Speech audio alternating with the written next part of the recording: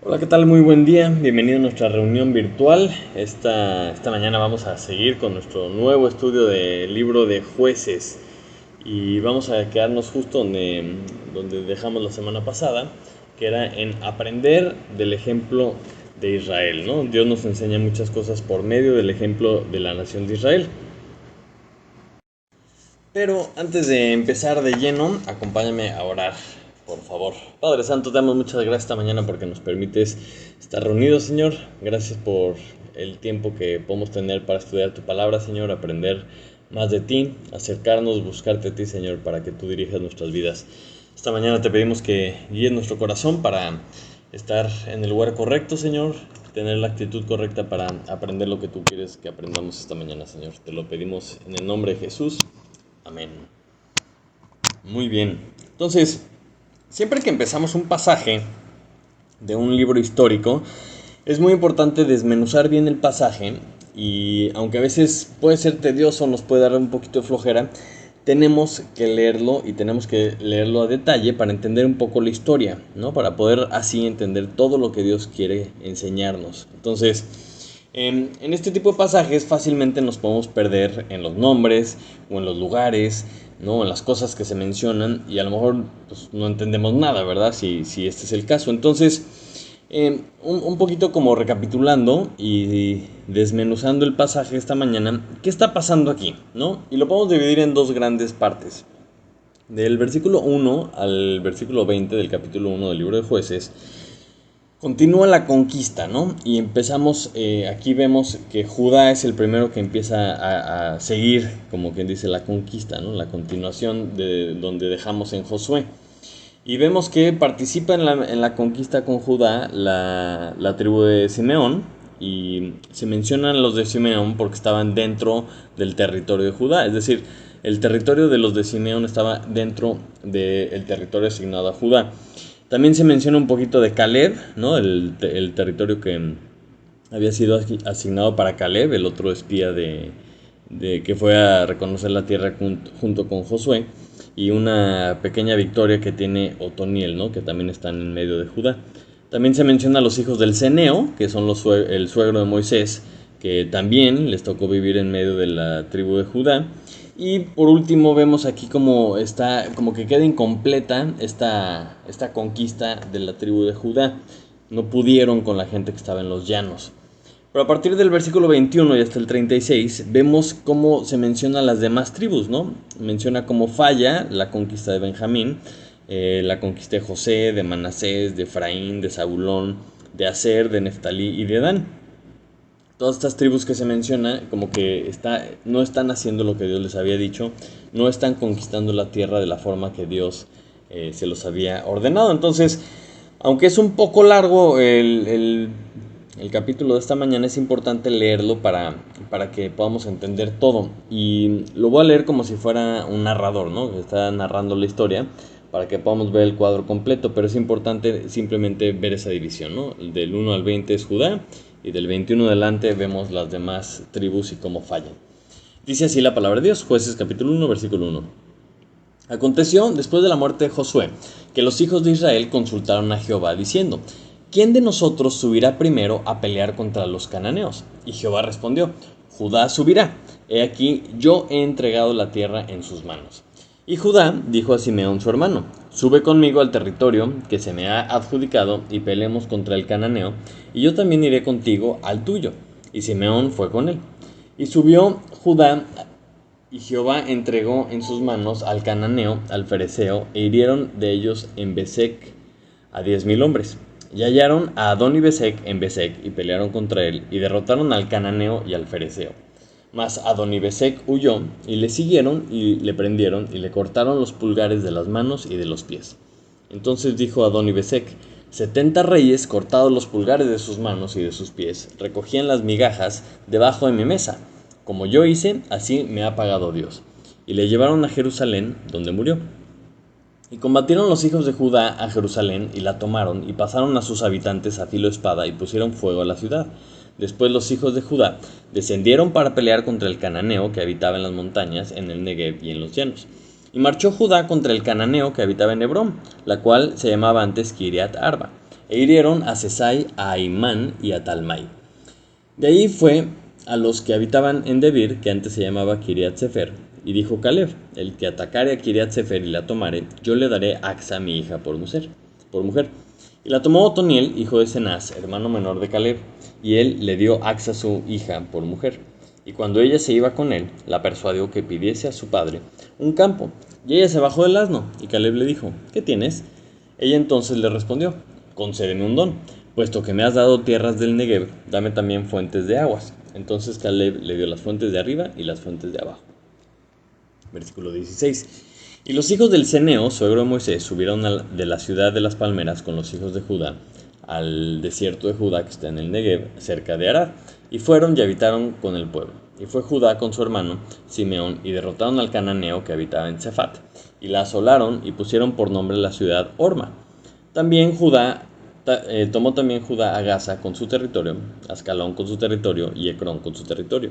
Y Jehová estaba con Judá, quien arrojó a los de las montañas, mas no pudo arrojar a los que habitaban en los llanos, los cuales tenían carros errados. Y dieron Hebrón a Caleb, como Moisés había dicho, y él arrojó de ahí a los 3 hijos de Anac. Mas al Jebuseo que habitaba en Jerusalén no lo arrojaron los hijos de Benjamín, y el Jebuseo habitó con los hijos de Benjamín en Jerusalén hasta hoy. También la casa de José subió contra Betel, y Jehová estaba con ellos, y la casa de José puso espías en Betel, ciudad que antes se llamaba Luz. Y los que espiaban vieron a un hombre que salía de la ciudad, y le dijeron: muéstranos ahora la entrada de la ciudad, y haremos contigo misericordia. Y él les mostró la entrada de la ciudad, y la hirieron a filo de espada, pero dejaron ir a aquel hombre con toda su familia. Y se fue el hombre a la tierra de los heteos, y edificó una ciudad a la cual llamó Luz, y este es su nombre hasta hoy.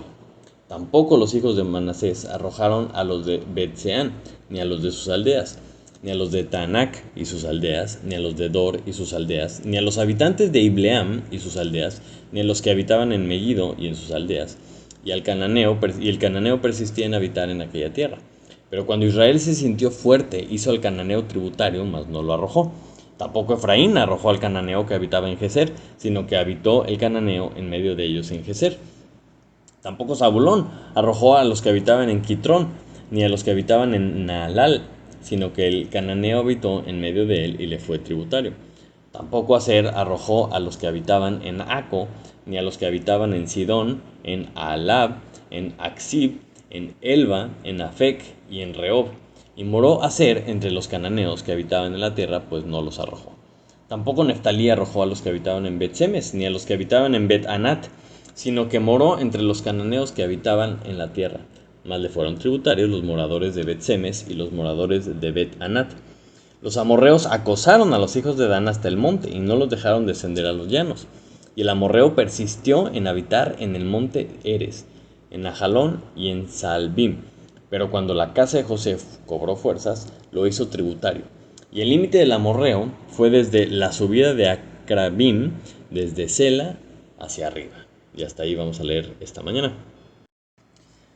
Ok, entonces es muy interesante cómo se empiezan a mencionar todas estas tribus. Pero si recordamos de dónde salen estas tribus, son los 12 hijos de Jacob. Y José tiene 2 hijos, Manasés y Efraín. Y por lo que había hecho José, le toca una doble porción, digamos, de heredad. Y los hijos de Leví, todos los levitas, no iban a tener una heredad en la tierra, sino que el servicio a Dios y el ministerio a Dios era su heredad. Entonces, no se mencionan en esta lista, y de hecho no se mencionan en todo el libro de Jueces, ni a Rubén, ni a Gad, ni a Isaacar, ni a Leví, ¿no? O sea, Rubén y Gad ya se habían regresado a su heredad, ¿no? Isaacar no nos dice si termina su conquista o no, solo aparecen 2 descendientes de Isaacar en todo el libro de Jueces.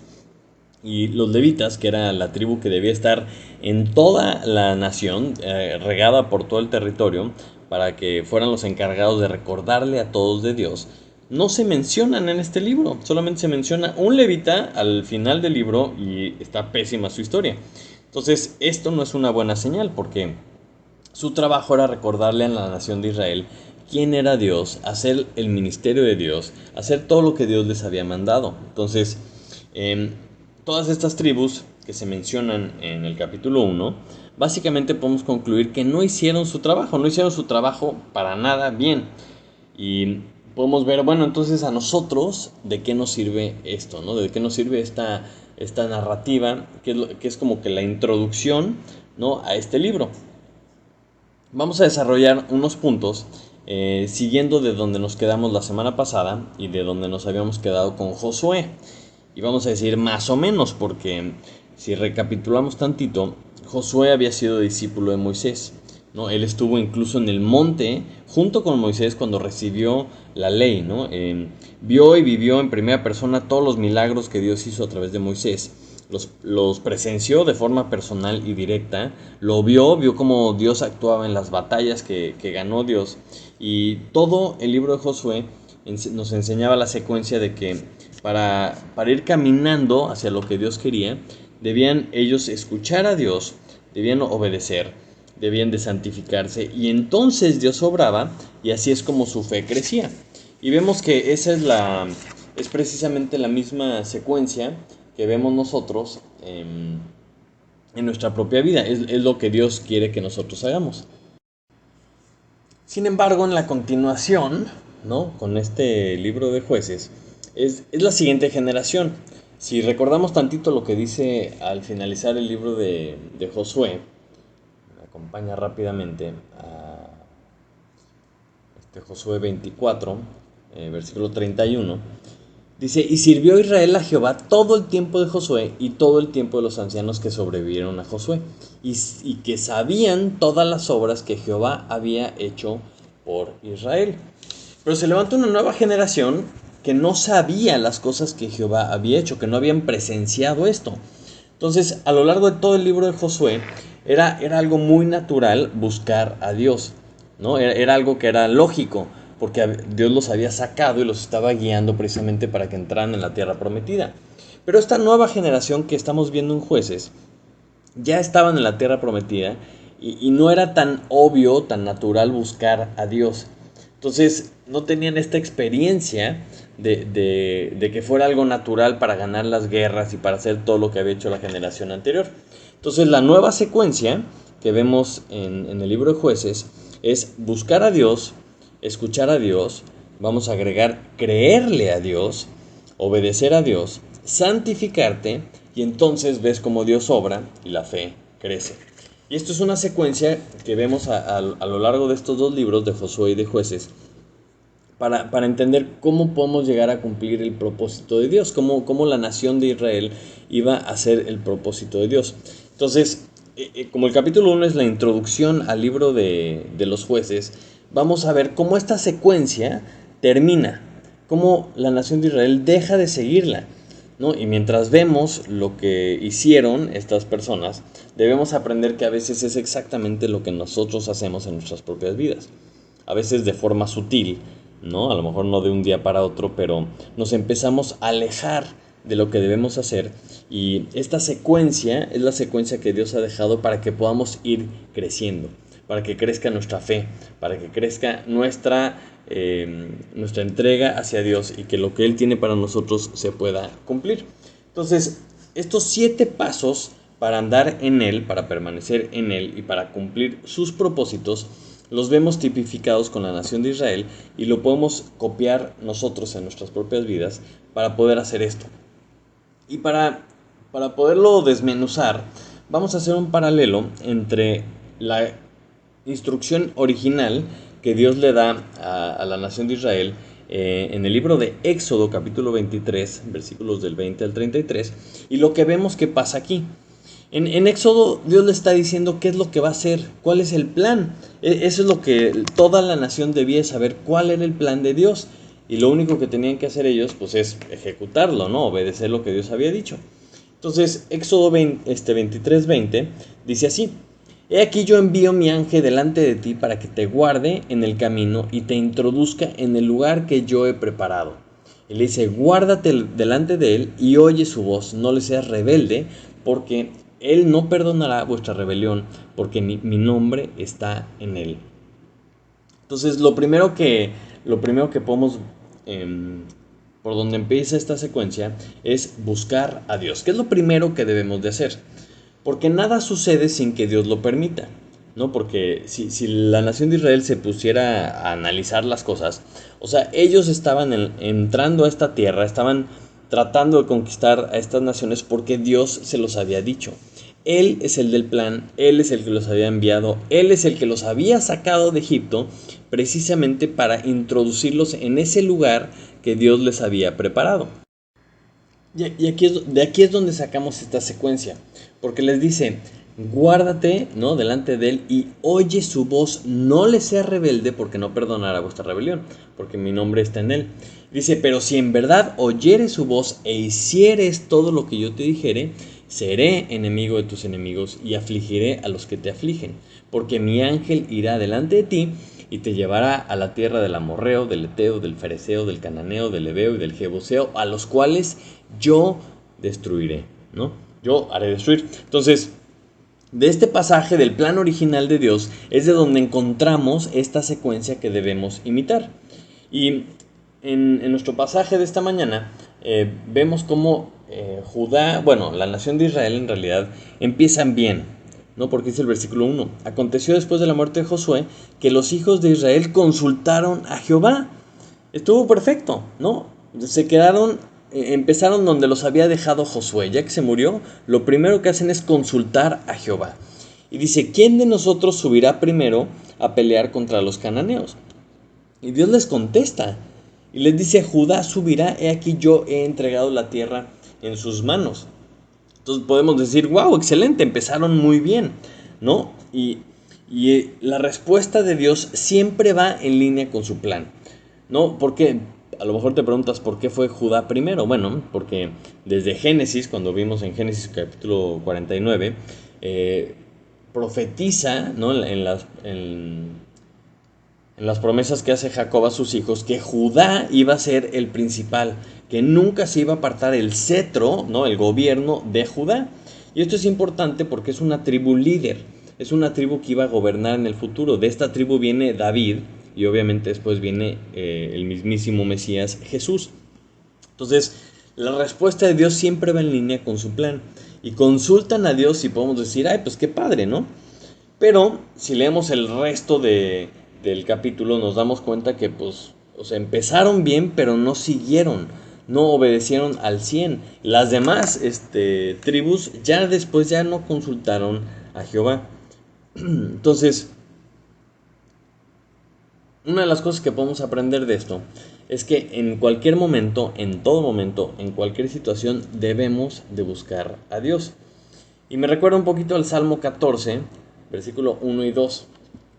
Porque, o sea, cuando tú dejas de buscar a Dios, cuando tú te alejas de Dios, nada bueno puede salir de esto. El Salmo 14 dice el necio en su corazón, no hay Dios. Se han corrompido, hacen obras abominables, no hay quien haga el bien. Jehová miró desde los cielos sobre los hijos de los hombres para ver si había algún entendido que buscara a Dios. Y esta es una distinción muy interesante que siempre hace la Biblia, ¿no? El necio y el entendido, el necio y el sabio. La persona necia es aquella que dice, no hay Dios, yo no tengo necesidad de Dios, no tengo que buscar a Dios. Y el entendido es aquel que busca a Dios. Entonces, si tú entiendes en el cuadro que estamos viendo con la nación de Israel, o sea, ellos estaban ahí porque Dios los había puesto ahí, porque Dios tenía un plan. Él los sacó de Egipto, los llevó a la tierra, les conquistó todos estos territorios y estaban terminando de hacer la conquista. Entonces, si ellos hubieran entendido, ¿verdad?, quién manda y qué es lo que estaban haciendo ahí, pues buscaban a Dios en cada decisión, como lo vimos en el libro de Josué, y pues lo mismo podemos hacer en nuestra vida. O sea, estamos en donde estamos es gracias a Dios. Hemos llegado a donde hemos llegado porque Dios nos ha puesto aquí. Y si entendemos quién es el que manda, vamos a buscarlo para cada decisión que debamos tomar. Y son de esas cosas que pues necesitamos saber, ¿verdad? Y Dios es tan consistente y es tan bueno con nosotros que nunca va a contestarnos algo en contra de su voluntad. Y por eso siempre, o sea, buscamos a Dios en su palabra, buscamos su voluntad en su palabra, porque ahí es donde nos ha revelado todo lo que necesitamos saber. Ya que sabes qué es lo que Dios quiere, bueno, entonces empiezas a escuchar su voz, empiezas a pensar, ok, ¿cómo aplico esto en mi vida? ¿Cómo tomo esta decisión para no ir en contra de su voluntad? Y es algo que vemos en Discipulado 1, ¿no? Dios nos ha revelado a todos su voluntad porque Él quiere que todo mundo sepa cuál es su voluntad y la conocemos para seguirla. Y conforme vamos viviendo dentro de su voluntad, Él va revelando su plan para cada uno de nosotros. Entonces, en el momento que tú dejas de buscar a Dios, esto es el principio del fin, que es precisamente el principio del fin de nuestro pasaje esta mañana para la nación de Israel. Este es el principio del fin. Se empiezan alejando de Dios, empiezan sutilmente dejando de buscar a Dios para cada decisión. Solamente preguntaron una vez, les contesta Judá y hasta ahí. Ya no se menciona que alguien más lo haya consultado, que alguien más haya pedido el consejo, qué es lo que vamos a seguir haciendo.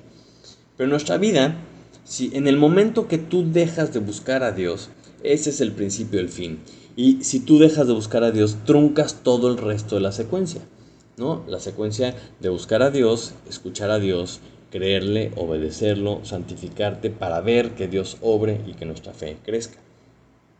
Pero buscas a Dios generalmente, o lo que deberíamos de tener presente es que buscas a Dios para escucharlo, como dice nuestro pasaje de Éxodo, ¿no?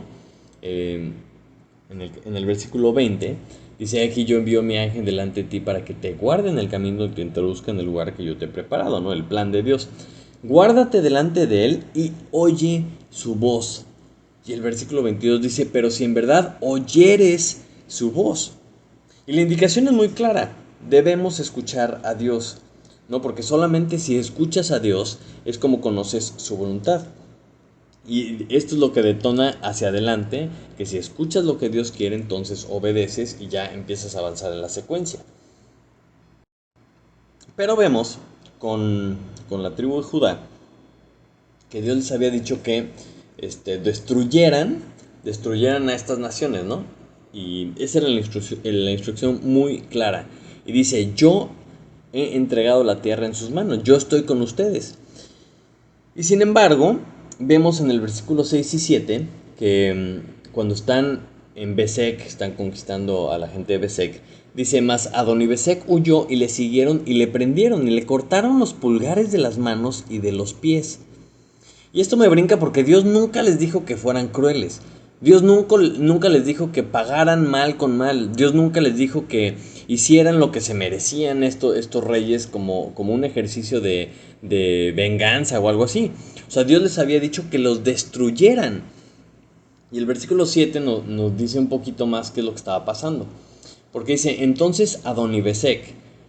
Entonces dijo Adonibesec: 70 reyes, cortados los pulgares de sus manos y de sus pies, recogían las migajas debajo de mi mesa. Entonces me puedo imaginar perfectamente el cuadro, que estos cuates de Judá llegan y conquistan Besek y se encuentran con el rey y se dan cuenta de lo cruel que era y de lo que había hecho con todos estos reyes, ¿no? Y dicen: hay que hacerle lo mismo. Y dices: oye, pero esto no es lo que Dios te dijo. Dios en ningún lugar les había dicho que fueran crueles, sino que ejecutaran la justicia de Dios con estas naciones. Y la justicia de Dios era destruirlos. A lo mejor me puedes decir: bueno, pero sí se lo merecía. Ok, pero ese no era el lugar de ellos de decidir. Oye, pero es que sí aprendió su lección, porque dice: como yo hice, así me ha pagado Dios. Ok, eso es un resultado secundario de que le haya caído, ¿no? Haya caído en cuenta de lo cruel que él había sido, pero no le correspondía a la tribu de Judá ser cruel con este señor. La instrucción era muy clara, era: destrúyelos. Entonces, a lo mejor se desubicaron un poquito y se pusieron en la posición de juzgar y de decidir algo pues que Dios no se los había dicho. Entonces, eso me hace pensar que a veces buscamos a Dios, pero no lo escuchamos bien, no escuchamos lo que nos indica. O sea, si yo busco a Dios, o sea, ¿para qué lo estoy buscando? O sea, si no vas a escuchar a Dios, ¿para qué estás buscando a Dios? Muchas veces buscamos a Dios para que nos escuche a nosotros, ¿no? Queremos que no, a ver, Dios, o sea, quiero que me escuches tú a mí, déjame, te doy mis peticiones y te digo lo que necesito que tú hagas. Pero buscamos a Dios no para nuestra conveniencia, No para decir, mira, ve a quién traigo, ¿verdad? Traigo a Dios conmigo para que me ayude en mis planes. O sea, y tampoco busco a Dios para yo ponerme en su lugar y juzgar a las demás personas. O sea, no hay que desubicarnos. Porque a lo mejor dices, bueno, es que la ley judía decía ojo por ojo y diente por diente, entonces hicieron lo mismo con este rey. No, no, no, espérate. Este rey no era judío. O sea, este era un rey de los cananeos, de los fereceos. O sea, lo que Dios había dicho es que los tenían que destruir, no que se juzgaran y que les pusieran a enseñar lecciones. Porque todavía se lo llevan a Jerusalén y dice que en Jerusalén murió. Entonces, o sea, cuando buscamos a Dios debe ser para que lo escuchemos a Él. O sea, para que lo escuchemos a Él y lo que Él tiene que decir y cómo aplica esto a nuestra vida. Porque muchas veces escuchamos a Dios y decimos, esto le aplica a fulano, ¿no? Oh, hijo, de fulano debería de escuchar esto. Lo escuchas para otros y no lo escuchas para ti, para lo que aplica en tu vida y lo que Él tiene que decirte a ti. Entonces, si regresamos a nuestra secuencia, si buscas a Dios pero no lo escuchas, pues entonces estás truncando toda la secuencia. Pero si buscas a Dios y lo escuchas, debe ser para creerle a Dios, que es el tercer punto. Cuando en Éxodo capítulo 23 Dios les está dando las instrucciones, o sea, Él les dice que el ángel iría delante de ellos y que Él los iba a introducir en el lugar que les había prometido. Y dice que Él los llevará a la tierra del amorreo, del cananeo, del heveo, del jebuseo, y Él hará destruir a estas naciones, ¿no? Eso es lo que Dios les había dicho, que Dios les iba a dar la victoria. Entonces una cosa es escucharlo y otra cosa es creerlo. Porque en nuestro pasaje esta mañana empezamos a ver cómo Judá dudó de esto. Dios le dijo que, o sea, le contesta en el versículo 2, Judá subirá, he aquí yo he entregado la tierra en sus manos. Y en el versículo 19 dice, y Jehová estaba con Judá, quien arrojó a los de las montañas, mas no pudo arrojar a los que habitaban en los llanos, los cuales tenían carros errados. Digo, a ver, espérame, ¿qué pasó? ¿Cómo que Jehová estaba con ellos? Y después los de Judá ya no pudieron arrojar a los que estaban en los llanos porque tenían carros errados. Entonces, si algo no sucede, no, obviamente no es porque Dios no pudiera, porque Dios es el mismo. Y así como los de las montañas también podía vencer a los de los llanos. O sea, algo estaban haciendo mal ellos para que Dios no obrara. O sea, en Josué capítulo 24 vimos que los de esta generación no sabían todas las obras que Jehová había hecho por Israel. Entonces, a lo mejor si no sabían lo que Dios era capaz de hacer, tal vez por eso vieron los carros cerrados y dijeron, ¡ay, qué barbaridad! No vamos a poder contra estos. Y la realidad es que no le creyeron a Dios. No le creyeron a Dios, y si no le creyeron a Dios, entonces hasta ahí llegó su obediencia, hasta ahí llegó su valentía, hasta ahí llegó su enfoque en el plan de Dios. Entonces cuando nosotros buscamos a Dios, ¿no? Vamos en oración delante de Él, abrimos nuestra Biblia, buscamos lo que dice, ¿qué tanto le creemos a Dios? O sea, a lo mejor tú no sabes lo que Dios ha hecho, ¿no? Y cualquier persona que lee la palabra de Dios puede saber, puede descubrir lo que Dios ha hecho.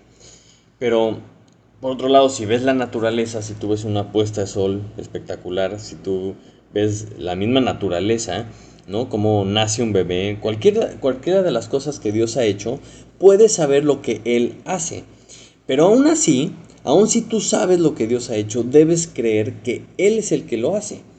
Porque si tú niegas que Él es el que lo hace, pues empiezas a inventar teorías o empiezas a crear tu propia verdad. Hay mucha gente que niega que Dios hace lo que hace, entonces viven en una mentira, viven en un engaño, crean una falsa verdad. Entonces cuando tú no le crees a Dios, empiezas a creer una mentira. Y en el caso de los de Judá, su mentira era una mentira, vamos a decir, negativa, ¿no? Como, ¿cuál era la mentira? Al hierro no lo podemos vencer. Nosotros no tenemos carros cerrados. Ya vamos a perder. Entonces ya no creyeron lo que Dios había dicho. Pero por otro lado hay gente que tiene un enfoque distinto.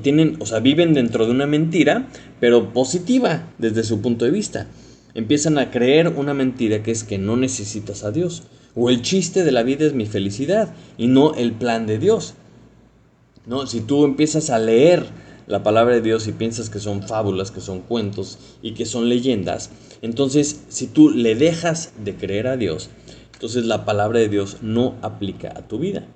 Y así vas a creer, o sea, tú vas a creer eso, ¿no? Entonces si tú buscas a Dios, no eres de las personas que dice yo busco a Dios y lo escucho, pero no le crees, entonces hasta ahí llega tu secuencia, hasta ahí llega tu proceso de crecimiento, porque truncas la secuencia.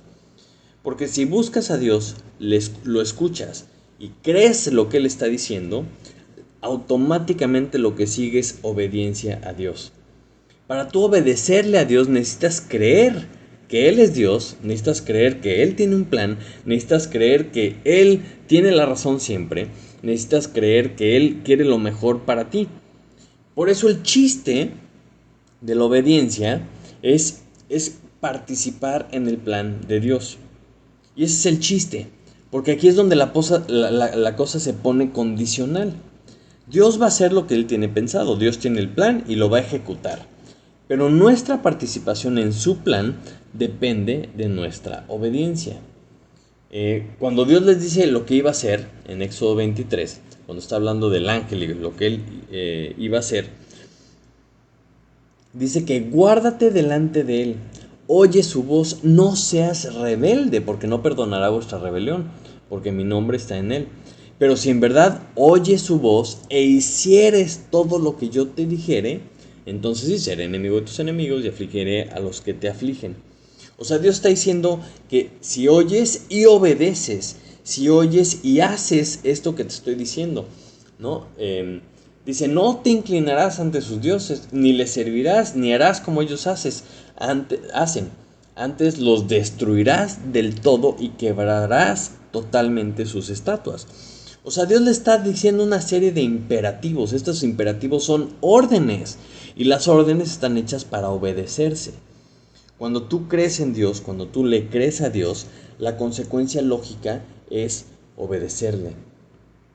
Desafortunadamente, todas estas tribus que leemos en el libro de Jueces no obedecieron. Y a lo mejor no le creyeron a Dios, no escucharon a Dios, no pusieron atención, o lo que haya sido que detonó esto, el caso es que no obedecieron a Dios. Y lo vemos en el versículo 21, el primer ejemplo claro, ¿no? Dice, mas al jebuseo que habitaba en Jerusalén no lo arrojaron los hijos de Benjamín. Y el jebuseo habitó con los hijos de Benjamín en Jerusalén hasta hoy. Y dices, ¿cómo es posible? O sea, ¿cómo es posible si Dios les estaba diciendo claramente, destrúyelos del todo, porque si no te van a hacer caer?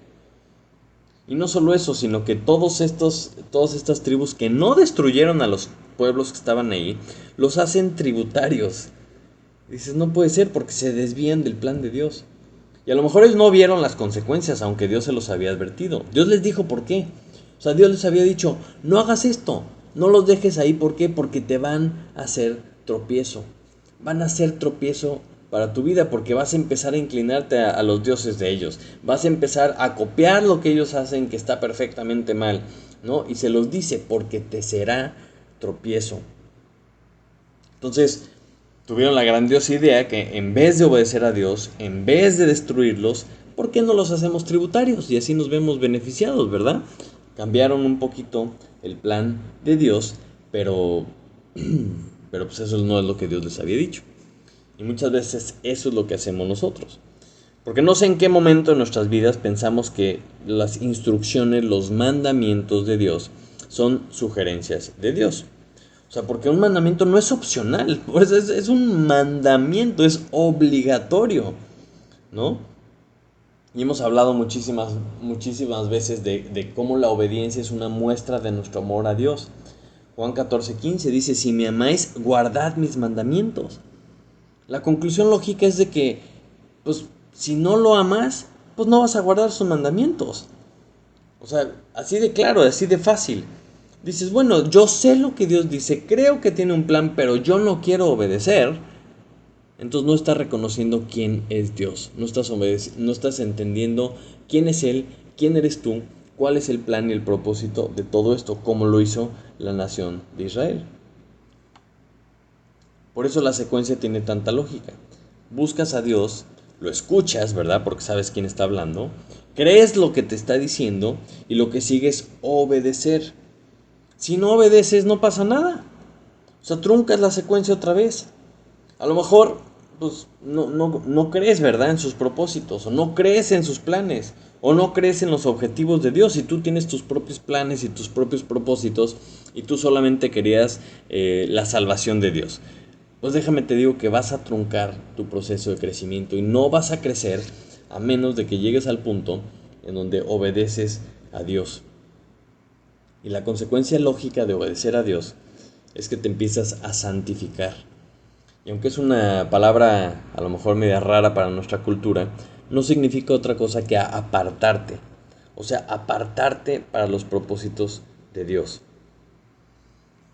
Dios les decía a la nación de Israel que el chiste de que obedecieran es que vivieran como el pueblo de Dios. Él quería que fueran diferentes, ¿no? O sea, pero no solo por cómo vivían, sino algo todavía más importante era el para qué vivían. O sea, Dios los escogió para que fueran bendición a todas las naciones, para que la gente del mundo pudiera ver una nación diferente y pudieran llegar a conocer a Dios. En el momento que ellos dejan de obedecer a Dios, dejan de apartarse, o sea, se empiezan a mezclar con el mundo, pues entonces no hubo una diferencia. Y me encanta Dios porque no te dice que obedezcas a ciegas. Obviamente Él te explica. Él te advierte por qué te está diciendo las cosas. Te estoy diciendo que hagas esto para que no te sean tropiezo. Para que no caigas en los mismos pecados que ellos han caído. Las naciones que estaba destruyendo Dios, las estaba destruyendo por los pecados horrendos que habían cometido. Eran naciones que sacrificaban a sus hijos, a sus dioses, a sus ídolos. Y Dios dice, yo no quiero que tú caigas en lo mismo, no en las prácticas espantosas que hacían estas naciones. Y en los versículos que vemos, que no los echan fuera, que empiezan a habitar con ellos, que no pudieron, que se empiezan a mezclar con ellos, entonces no se iban a diferenciar. No iban a poder hacer que Dios resaltara, que vieran las maravillas de Dios. Entonces, cuando en nuestras propias vidas, cuando obedeces a Dios, te santificas, porque no puedes ser del mundo. No puedes vivir como vive el mundo, para los mismos propósitos que vive el mundo, porque tú has sido escogido por Dios, has sido rescatado del mundo para vivir para Él, para sus propósitos. Entonces, si tú eres un hijo de Dios, no eres de este mundo. Como quien dice, estás de paso, ¿no? Eres un embajador, tienes una misión que va mucho más allá de todo lo que existe en el mundo. Por eso, el mundo debe ver la luz de los hijos de Dios. Y ese es el propósito de la santificación. Por eso, en el libro de Mateo, capítulo 5, nos deja muy claro cuál es el propósito de Dios para nosotros. Dice, vosotros sois la luz del mundo. Una ciudad asentada sobre un monte no se puede esconder. Ni se enciende una luz y se pone debajo de un almud, sino sobre el candelero, y alumbra a todos los que están en casa.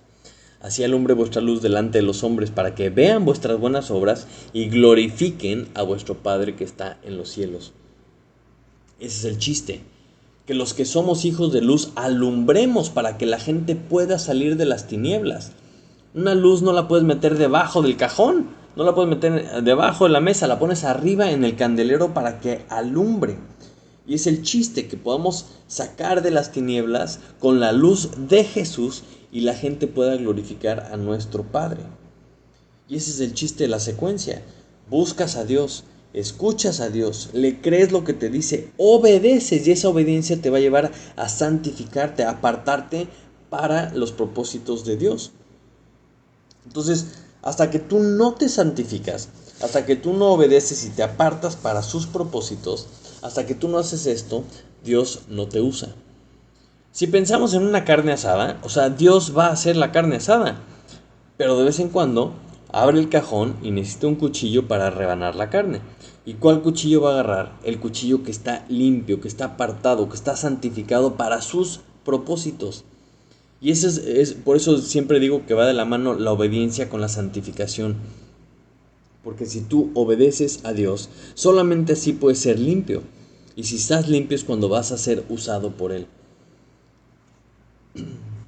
Y esto es interesante porque cuando obedeces y te santificas, es entonces cuando puedes ver lo que Dios va a hacer. Solamente cuando Dios te usa, cuando Dios empieza a hacer cosas maravillosas, es cuando ves su mano. En Éxodo, capítulo 23, vemos todas las cosas que Dios va a hacer. Dice, pero si en verdad oyes su voz e hicieres todo lo que yo te dijere, seré enemigo de tus enemigos y afligiré a los que te afligen. El versículo 27 dice, yo enviaré mi terror delante de ti y consternaré a todo pueblo donde entres y te daré la cerviz de todos tus enemigos. Dice, enviaré delante de ti la avispa que eche fuera al Ebeo, al Cananeo, al Eteo delante de ti. El versículo 31 dice, y fijaré tus límites desde el mar Rojo hasta el mar de los Filisteos y desde el desierto hasta el Éufrates, porque pondré en tus manos a los moradores de la tierra y tú los echarás de delante de ti. Solamente cuando te dejas usar por Dios es que puedes ver en primera persona lo que Dios es capaz de hacer. Cuando vemos en el pasaje esta mañana que no pudieron con las personas de los llanos porque tenían carros cerrados, dices, qué barbaridad. ¿Por qué? Porque no se santificaron, no dejaron que Dios hiciera, ¿no?, lo que Él quería hacer por su desobediencia. Y Dios es el que hace la obra en nuestras vidas, Dios es el que hace la obra en nuestro ministerio. A veces no dejamos o no podemos ver lo que Dios hace, o no dejamos que la gente vea lo que Dios hace en nuestras vidas, porque le estamos estorbando. Pensamos que Dios es un buen aliado que nos va a ayudar en nuestros planes. Y pensamos que estamos negociando con Dios. O sea, si yo hago esto bien, si me porto bien, si voy el domingo, ok, entonces tú me tienes que ayudar, tú me tienes que bendecir, tú tienes que, engrandecer mis planes. Pero tenemos que entender que Él es el que nos está invitando a sus planes, ¿no? Y nosotros, Él quiere que trabajemos con Él. Y para poder hacer esto necesitamos estar santificados. Y lo que pasa es que con esta parte de la secuencia, si tú no ves a Dios obrando en tu vida, tu fe no puede crecer. No puedes crecer en los pies de alguien más. La secuencia es algo personal. Y se vuelve familiar como iglesia cuando todos estamos en la misma frecuencia, cuando estamos en un mismo sentir.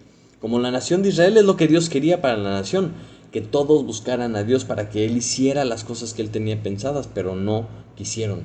No buscaron a Dios, no escucharon a Dios, no le creyeron a Dios y no obedecieron lo que Él les estaba diciendo. Pero si entendemos esta secuencia y la vivimos, entonces sí nuestra fe crece. Porque vamos a ver cosas que nadie más podía hacer. Fíjate lo que Dios les decía en el versículo 25 de Éxodo capítulo 23. Mas a Jehová vuestro Dios serviréis, y Él bendecirá tu pan y tus aguas, y yo quitaré toda enfermedad de en medio de ti. Dice, no habrá mujer que aborte ni estéril en tu tierra, yo completaré el número de tus días. El versículo 29 dice, no los echaré delante de ti en un año para que no quede la tierra desierta y se aumente contra ti las fieras del campo. ¿No? Dice que iba a usar la avispa. Imagínate que iba a vaciar una tierra mandándoles avispas. Solamente cuando ves a Dios obrar es cuando crece tu fe. Está diciendo que no iban a tener enfermedades. ¿Quién puede hacer eso más que Dios? Que iba a bendecir su pan, su agua. No iba a haber mujer estéril entre ellos, no iba a haber fieras del campo en su territorio. Solo Dios puede hacer esto. Y al ver lo que Dios es capaz de hacer, nuestra fe crece, nos acercamos a Él, tenemos esta experiencia de entender de qué tamaño es Dios. Y vemos aquí que Israel prefirió un beneficio económico, ¿no? En sus fuerzas conquistar estas tierras, pero no obedecer a Dios, y los hicieron tributarios. Cambiaron un beneficio económico por lo que Dios tenía que ofrecerles. Nosotros debemos de entender que no debemos buscar alternativas, debemos de buscar a Dios y nada más, lo que Él nos ofrece y nada más, porque nadie nos puede dar lo que Dios nos puede dar. A veces caemos en las cosas que ofrece el mundo, ¿no? Pero nuestra vista debe estar puesta en Él, debe estar puesta en sus propósitos. Debemos de creer que todo lo que Él nos da es para Él mismo, es para sus propósitos. Y lo que nos da nos conviene más a nosotros. Debemos vivir basándonos en esta secuencia de buscar a Dios cada día, buscar a Dios queriéndolo escuchar, creyendo lo que escuchemos de Él, obedeciendo lo que nos está diciendo, apartándonos y santificándonos para vivir para Él, porque solo entonces vamos a verlo obrar. Y cuando Dios hace maravillas en nuestra vida es cuando verdaderamente crecemos, cuando nuestra fe crece. Y me encanta conectar esto con lo que vemos en nuestras propias vidas. O sea, Dios saca a la nación de Israel con un propósito. Dios es el que los salvó, porque solamente Dios nos puede salvar. Y por eso Él envió a su Hijo. Envió a su Hijo a morir por nosotros, ¿no? A pagar el precio que teníamos que pagar nosotros. Nos liberó de esa esclavitud del pecado y recibimos el perdón del Padre por lo que hizo Jesucristo.